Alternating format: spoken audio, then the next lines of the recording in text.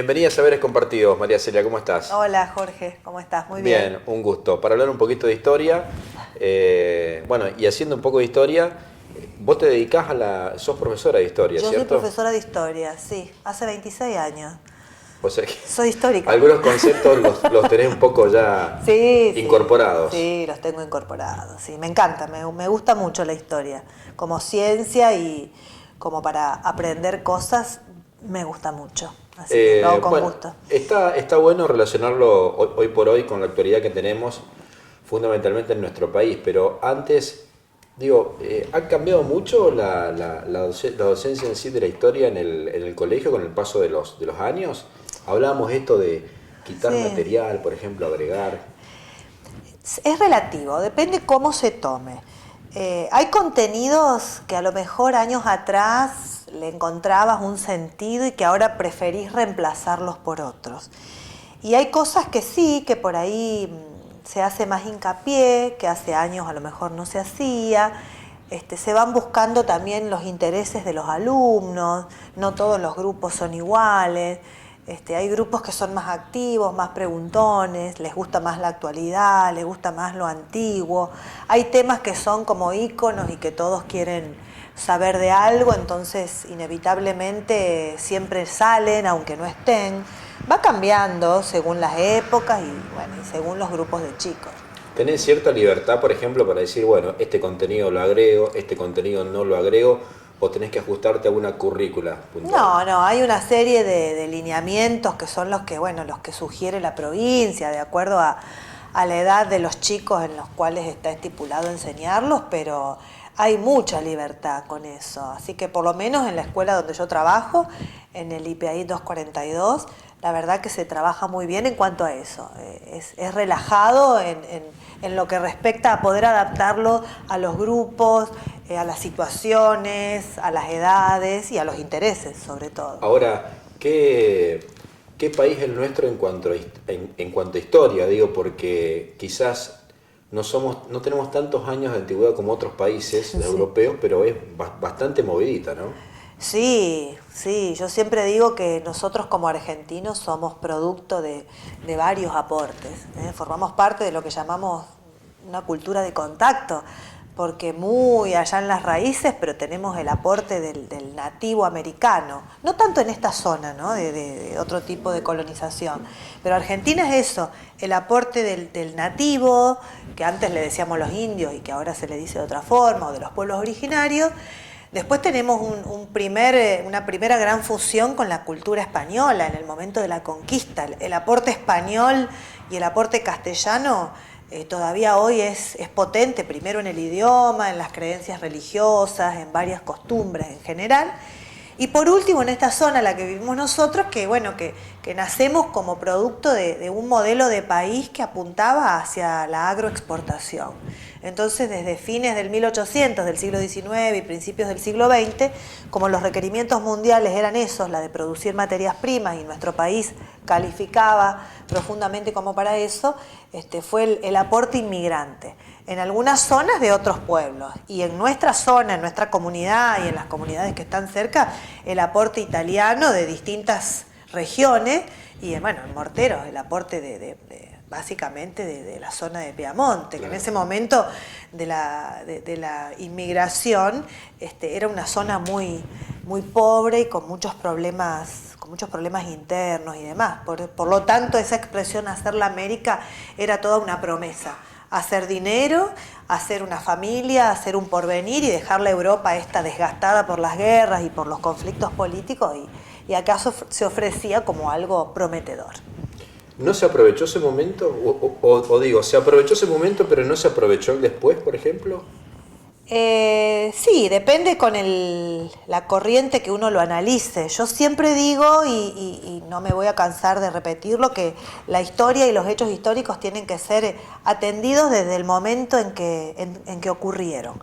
En ese momento, cuando nuestro país es el que sale a buscar a los que vengan a trabajar y buscar manos que trabajan, hay dos cosas acá. Primero, el tipo de inmigración que se esperaba. Se esperaba una inmigración de pueblos anglosajones, norteamericanos, ingleses, a los que se consideraba como más avanzados en un montón de cosas. No vinieron.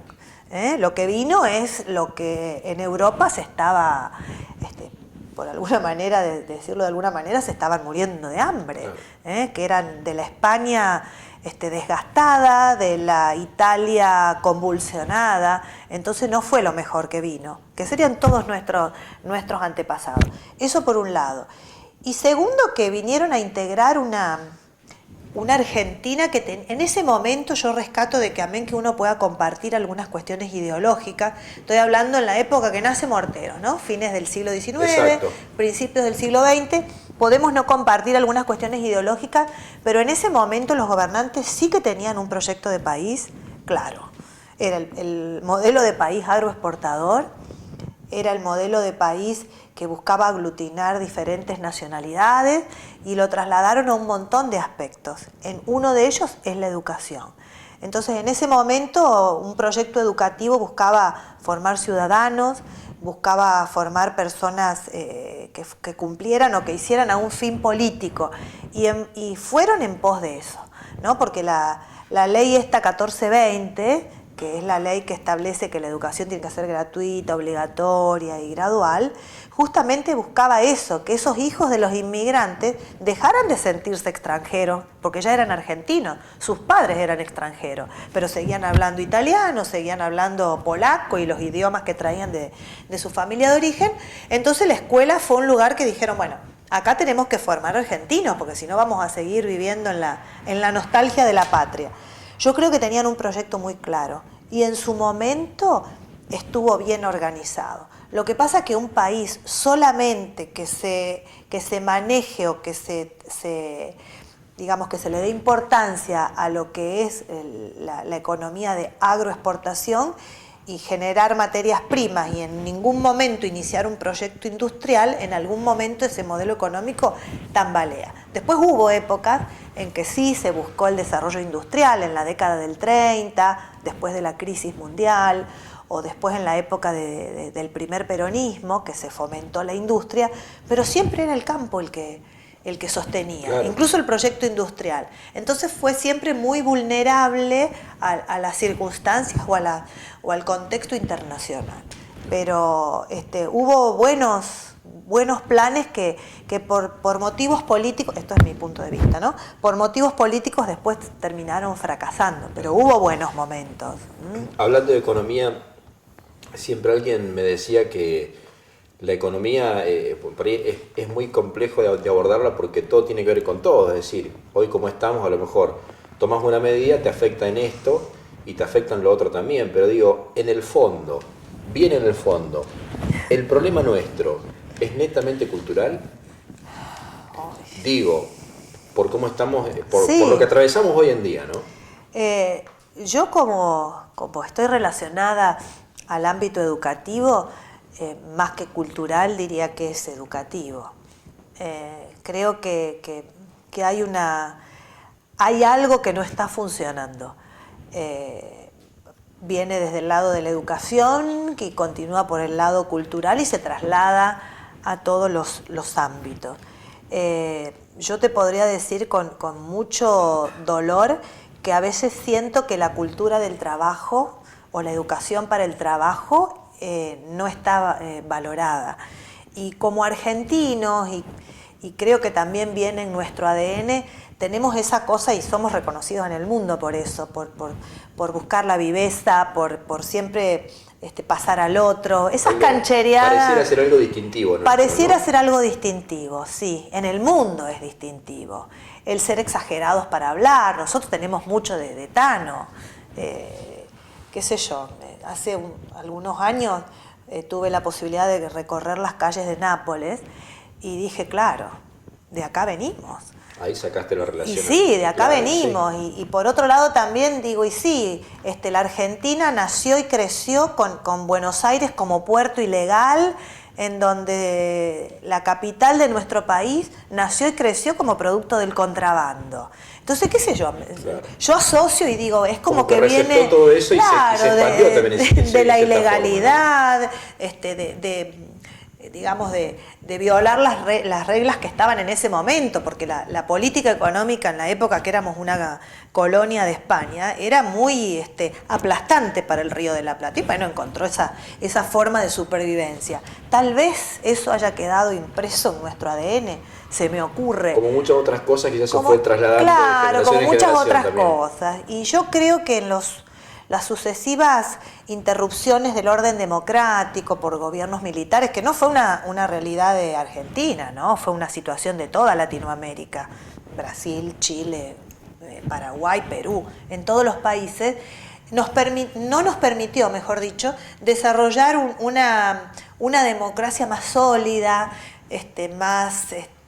más afianzada en las mentes y en los corazones. Teníamos un gobierno democrático, interrupciones de gobiernos militares, por casi 50 años fue así. No terminaban los gobiernos elegidos por la gente, que había una interrupción de un golpe de Estado, apoyado por otros civiles también. Y después volvíamos y se terminaba el gobierno militar, volvía otra vez la democracia, otra vez interrupciones. Fíjate vos que desde Alvear, que le entrega el gobierno a Irigoyen allá en 1928, sacando al Perón, que había sido reelegido, no hay un cambio presidencial hasta que Alfonsín le entrega a Menem. El 83, claro. Es como que no logró Latinoamérica afianzar los sistemas democráticos. Tal vez si eso hubiera sido continuado, hubiéramos ido mejorando distintos aspectos. Las políticas educativas por ahí estuvieron cargadas de muy buenas intenciones y después, por ejemplo, el presidente Ilia, que solo estuvo 3 años en el gobierno, fue muy criticado en su tiempo y lo hacían ver como una persona lenta, inoperante, ineficiente. Y sin embargo la historia después rescató... Como el de la Rúa, por ejemplo, en el último tiempo. Claro, quizás. sí, no sé cómo vamos a rescatarlo de la Rúa dentro de algunos años, pero a Ilia fue una de las épocas donde más se destinó presupuesto en educación, en investigación, los institutos de investigación del Estado. Y eso, los países que hoy son potencia, Estados Unidos, Alemania, son países que el Estado ha destinado dinero a la investigación, ya sea en la rama que se te ocurra, de la ciencia, pero también de la tecnología, porque todas estas investigaciones después pueden derivar en inventos que se trasladan a la industria, a mejorar algunas cuestiones que tengan que ver con eso. Entonces, esos cortes que hemos sufrido, no hemos logrado hacer una democracia saludable, porque uno de los peores problemas siempre ha sido la corrupción. Entonces, terminamos naturalizándola como algo muy, muy común. Y bueno, robó, y bueno, claro. Es como que hay gente que lo dice eso. Entonces, si desde la clase dirigente se naturaliza esto, ¿qué podés enseñarle vos a los chicos? Por supuesto. Si arriba no mejora, claro, no tenés un ejemplo que dar abajo, ¿no? Claro, y no, qué sé yo tenía una profesora que era Zulema Lakovic, nos daba formación moral y cívica, se llamaba en su momento la materia. Bueno, era muy recta ella, además de dar clases. Claro, era muy recta, y ella siempre nos decía y nos enseñaba los valores democráticos. Justo fue la época que aparece la democracia, así que estábamos como muy interesados en todo eso, era algo novedoso. Yo estaba en segundo año del secundario. Y bueno, ella nos decía y nos recalcaba siempre algunas cosas. Yo me acuerdo como frase de Zulema que decía, cada pueblo tiene el gobierno que merece. Y bueno, yo creo que también es así. Si tenemos la democracia que tenemos y demás, algo no está funcionando. Hay evidentemente que un gobierno militar tiene un montón de diferencias totalmente distinto a un gobierno democrático, pero quiero decir, ¿se puede encontrar algún punto en común que tengan los dos? A lo mejor en alguna política que se haya tomado, una política económica. Sí, en los errores muchas veces tienen cosas en común. Sí. Hay políticas económicas que las han aplicado gobiernos militares y gobiernos civiles, y con idénticos resultados. la gente a lo mejor de más edad puede recordar algunas medidas en su momento de Martínez de Hoz y en la época en que se abrieron las importaciones y bueno, esa época o era la época de la bicicleta financiera, de la plata dulce, en donde convenía más tener el dinero en el banco en un plazo fijo que hacerlo producir. En un país serio eso no pasa. En un país serio la gente tiene que invertir, no tener la plata en el banco y estar especulando con los intereses.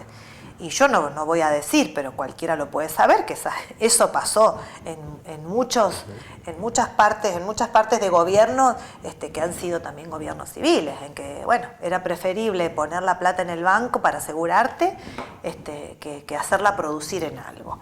Entonces, en muchos errores sí, los han cometido los gobiernos militares, los han cometido los gobiernos civiles. Nosotros en el último gobierno militar le incorporamos un plus bastante nefasto, que fue el tema de la desaparición y el secuestro de personas. Pero las políticas económicas de los gobiernos militares y de muchos gobiernos democráticos han sido políticas que a los únicos que le han ajustado es a la clase media o a las clases más bajas. Y generalmente sucede eso, ¿no? Sí. Digo, cuando por una u otra razón se busca o en realidad se afecta, digamos, a una clase, y generalmente la clase media, media baja también puede ser, pero sí, es la que lo sufre. ¿Y sí? Seguro que sí, porque los grandes industriales o la gente que tiene más espalda para resistir las crisis económicas lo hace. El inversionista mediano o el que tiene una pyme o que está recién empezando es muy difícil. Pensemos un ejemplo, una persona que haya puesto un emprendimiento, una fábrica de pastas, se me ocurre, algo simple y sencillo. En estos vaivenes económicos, una época en donde le aumentan los insumos, le aumenta la luz, le aumenta el costo de la mano de obra, alguien que recién empieza, te temblequea en su organización. Si nosotros pensamos en una firma grande, y bueno, a lo mejor esos tiempos lo puede resistir un poco más, aunque creo que en estos momentos no hay quien se salve, ¿no? No es tan sencillo, pero sí, termina afectándonos a todos. Volviendo a una pregunta que me hiciste antes, yo creo que es un problema educativo que se traslada a un problema cultural. Los argentinos no confiamos en nuestro sistema financiero, los argentinos no confiamos en nuestros políticos, independientemente del color que sea.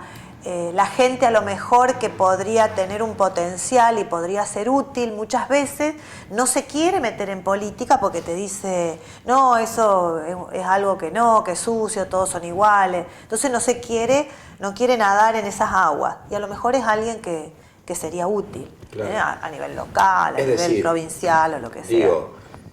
Somos 40 y pico millones de argentinos, pero sacando, por ejemplo, haciendo hincapié en la gente adulta, no es que sean todos iguales, no somos todos iguales. No, lo que pasa es que, digamos, basta con que haya un grupo que esté dispuesto, digamos, a no hacer las cosas bien o sea deshonesto para que todo marche mal.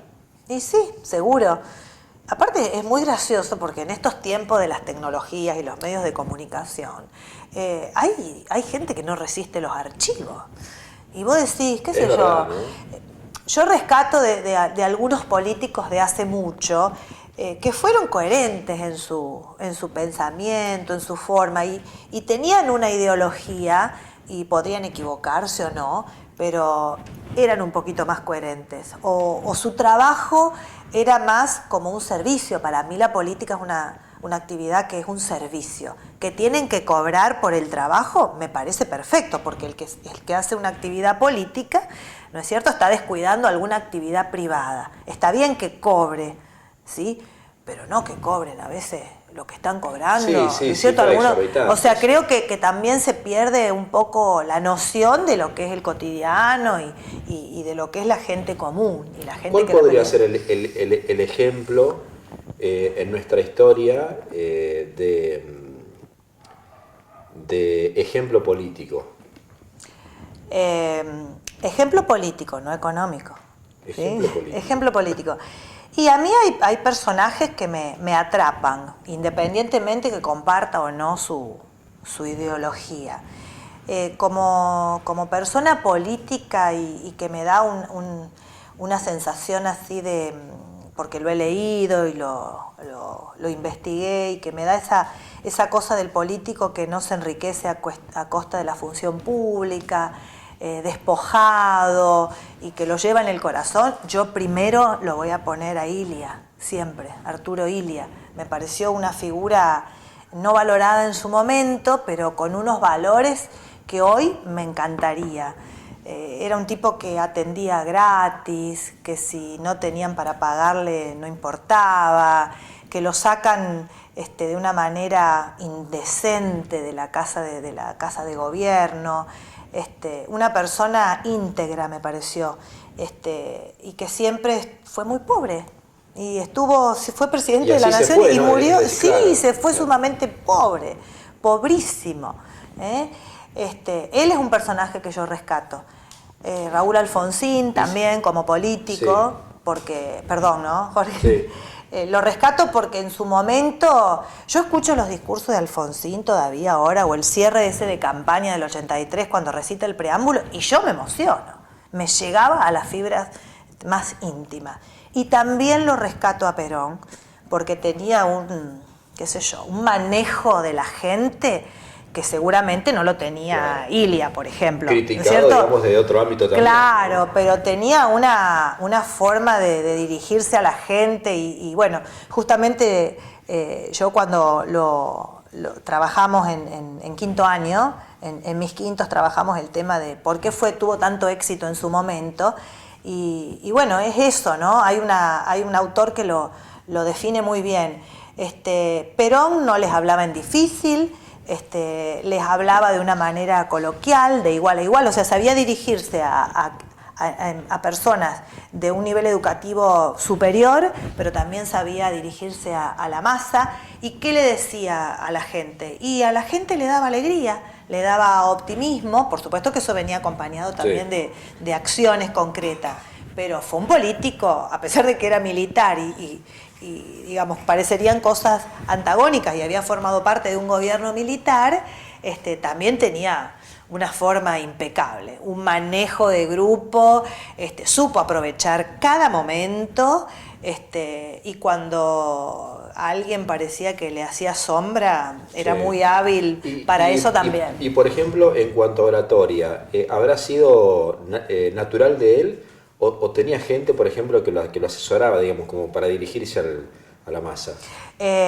Y fueron años de aprendizaje. Se empezó a descubrir eso también, sí, ¿no? Sí. La educación militar es muy completa, y en esa época, si nosotros nos situamos en la década ya del 40, estaba como un modelo a seguir todo lo que sea el nazifascismo, la forma esta de manejo de los grupos y de las personas que venían de la Italia de Mussolini, de la Alemania de Hitler, y bueno, también eso fue una fuente de inspiración, ¿no es cierto? Y bueno, y como política, uno puede compartir o no, pero Cristina es una oradora impecable. Maneja las pausas, maneja los gestos, las miradas, las manos. Hoy por hoy, eso se puede, claro. Creo que eso es un poco innato, pero hay cursos, claro, y se aprende, claro. Tiempo, bueno, en el último tiempo, hay mucha gente que hace cursos de oratoria, lo cual está muy bueno.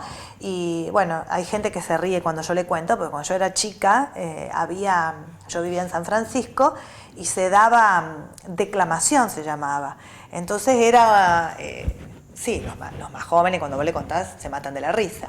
Vos ibas, no me acuerdo, yo era chica, Jorge era re chica, y mi mamá me mandaba a declamación, nunca me voy a olvidar. Y nos hacían recitar poesías, más que nada eran poesías de autores españoles, ¿no? Incluso con la entonación y todo, y moviendo las manos y haciendo las pausas, y eso no parece, pero eso en algún momento te queda, te hace, se anida ahí y en algún momento sale. Creo que la labor docente también tiene mucho de eso, ¿no? De manejarse con los gestos, con las miradas, con la entonación. Y si nos vamos más atrás, por ejemplo, Más atrás. Llegaste hasta Ilia, sí. pero por ejemplo, tenemos referentes, digamos, de la historia argentina que siempre quedan en nuestra mente como personas rectas, por ejemplo, San Martín, Belgrano, por ejemplo. Sí, bueno, a mí también como persona muy inteligente y de ideas muy claras, siempre me gustó y me gusta la figura de Mariano Moreno, que es el revolucionario ese de Mayo que iba por todo, no quería las medias tintas, por eso no se puede probar fehacientemente, pero hay casi una certeza de que lo asesinaron en ese barco que mandaron en una misión.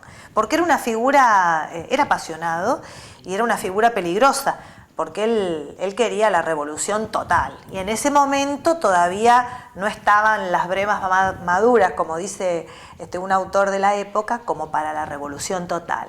Por eso Mariano Moreno tiene unos escritos y unas editoriales muy, muy interesantes, ¿no? Y que si uno las retoma en la actualidad, son muy actuales también. Hay una frase, yo no me la acuerdo textual, pero dice algo más o menos así: si los pueblos no se ilustran, si no se dignifican sus derechos, cambiaremos de tiranos sin terminar con la tiranía. Porque él decía justamente eso es una incitación a ponerle fichas a todo lo que era lo educativo. Y en esa época, ya de la Revolución de Mayo, en 1810, primero que las mujeres a veces ni siquiera querían que les enseñen a leer y escribir. O sea que las mujeres ni las contemos.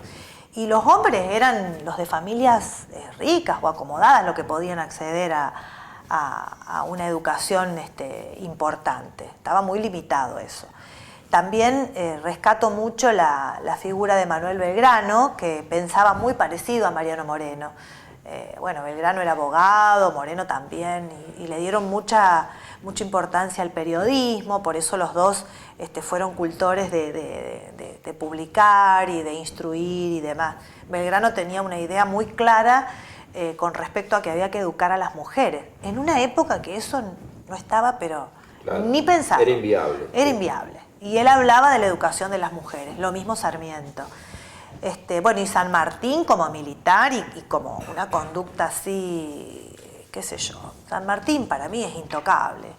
¿Qué le podemos criticar a San Martín? No hay nada que opaque. Claro, ni siquiera hasta alguien tendría que osar compararse, porque viste que han salido incluso algunos memes, noticias, informaciones, o incluso gente que habla y se compara con San Martín. Sí, no, yo creo que no tiene comparación. San Martín era militar y él hizo de militar.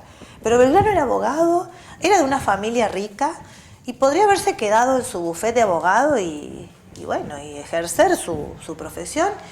Y el tipo se cargó la revolución al hombro y partió. Y estuvo porque pasaron 2 años después de la Revolución de Mayo hasta que llegue San Martín. Y el pobre Belgrano lo mandaban de un lado para el otro, lo castigaron porque usó una bandera, o sea, le hicieron los desprecios que se te ocurra, desde Buenos Aires, estos porteños. Sí. Le hicieron todo tipo de desprecio. Lo mismo se lo hicieron a San Martín, porque San Martín mandaba cartas para que le den una mano, para que le mandaran para preparar la expedición a los Andes, y no le daban ni 5 de bolilla. O sea, si tuviera que ser de alguna manera justa, la hizo él solo, con la gente de Cuyo. El gobierno central en ese momento, que era un caos, iban cambiando que el triunvirato, que el directorio, que qué sé yo, no le llevó el apunte directamente. Fueron empresas de hombres que estuvieron casi solos. No tenían un poder político que los acompañara, porque los políticos esos de escritorio andaban sacándose los ojos ahí en Buenos Aires. Y los que realmente trabajaban por la revolución, no les llevaron el apunte. Estaban en peleas internas. Por eso San Martín se enojó y se fue.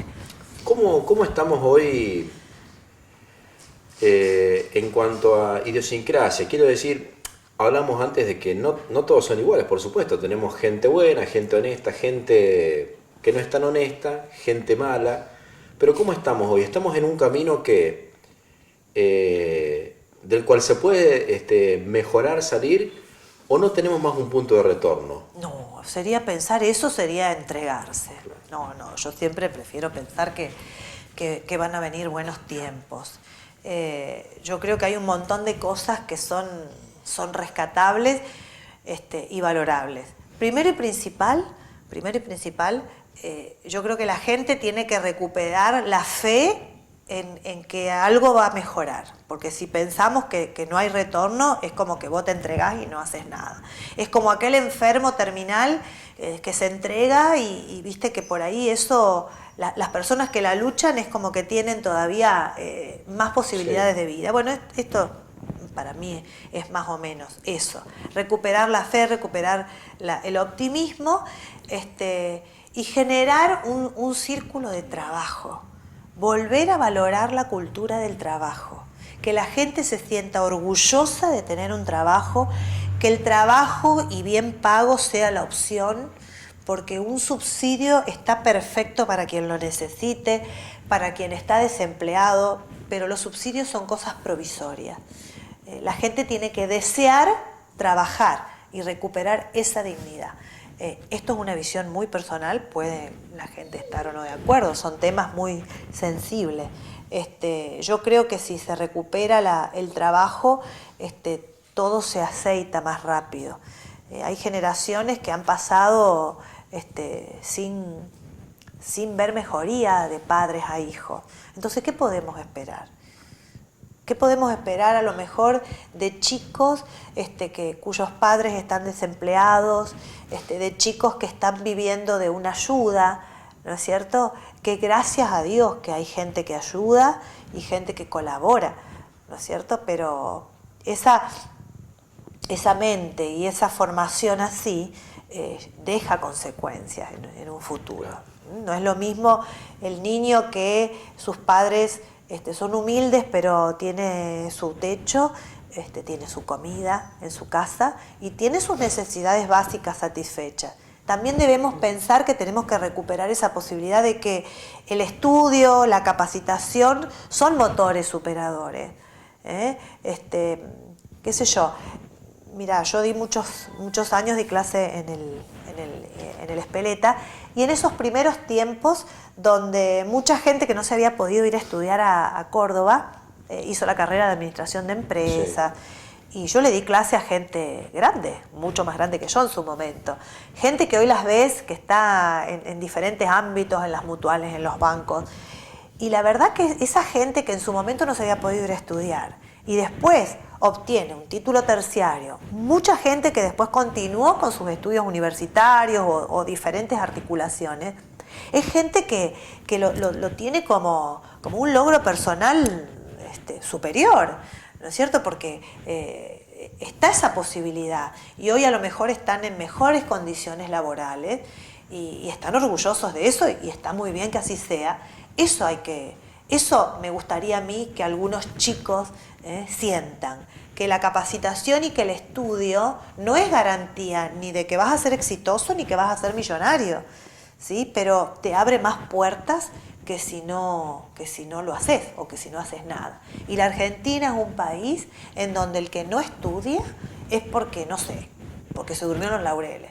Porque la verdad que hay tantas posibilidades. Hay muchas posibilidades. Y sí, la Universidad de Córdoba, mi hija contaba, había mexicanos, chilenos, estudiando en la Facultad de Ciencias de la Comunicación. Sí. ¿No es cierto? Es decir, hasta le hacemos... compañeros colombianos, por ejemplo. Claro, y bueno, ahí tenés. Realmente somos generosos con otros países y generosos con nuestros jóvenes, con nuestros chicos. Por supuesto que si no tenés nada para comer arriba de la mesa no podés pensar en eso. Eso es una necesidad básica primordial. Pero después de eso la educación salva un montón de cosas. Y siempre, como digo, abre más puertas que si no estuviera. No es garantía, pero abre más puertas. Gracias por estar en Saberes Compartidos. Ay, bueno, muchas gracias, un gusto. Un placer. Gracias a ustedes.